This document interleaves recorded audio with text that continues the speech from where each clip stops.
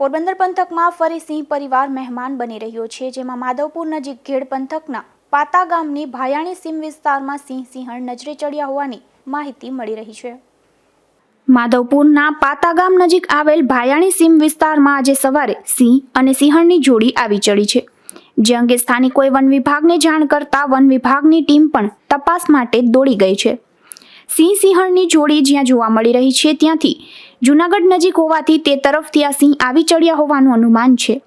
ગત વર્ષે પણ આ વિસ્તારમાં જે સિંહ જોવા મળ્યો હતો તે જ સિંહ હોવાની શક્યતા છે.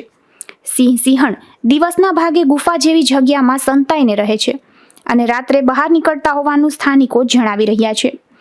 વન વિભાગે સમગ્ર વિસ્તારમાં વોચ ગોઠવી છે અને પંજાના નિશાનના આધારે પગેરું મેળવવાની કાર્યવાહી હાથ ધરી છે.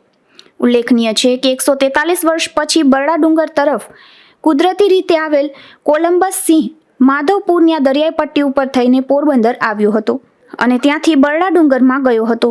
ત્યારે તે જ પરંપરા જાળવી રાખીને વધુ એક સિંહણની જોડી દરિયાઈ પટ્ટી ઉપરથી માધવપુર પહોંચતા સિંહ પ્રેમીઓમાં રોમાંચ જોવા મળે છે.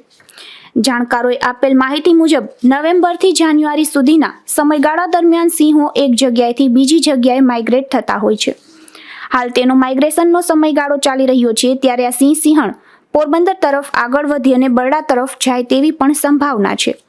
આ મામલે નાયબ વન સંરક્ષક લોકેશ ભારદ્વાજે જણાવ્યું છે કે પાતાની ભાયાણી સીમમાં સિંહ અને સિંહણ નજરે ચડ્યા છે, જે રેવન્યુ નહીં પરંતુ ફોરેસ્ટ વિસ્તારમાં જ છે અને વન વિભાગની ટીમ સતત તેના પર વોચ રાખી રહી છે. આથી લોકોને પણ કોઈ ભય ન રાખવા તેઓએ અપીલ કરી છે. વધુમાં તેઓએ જણાવ્યું હતું કે સિંહણની ઘણા સમયથી માંગરોળ માધવપુરના કોસ્ટલ એરિયામાં મૂવમેન્ટ જોવા મળી રહી છે.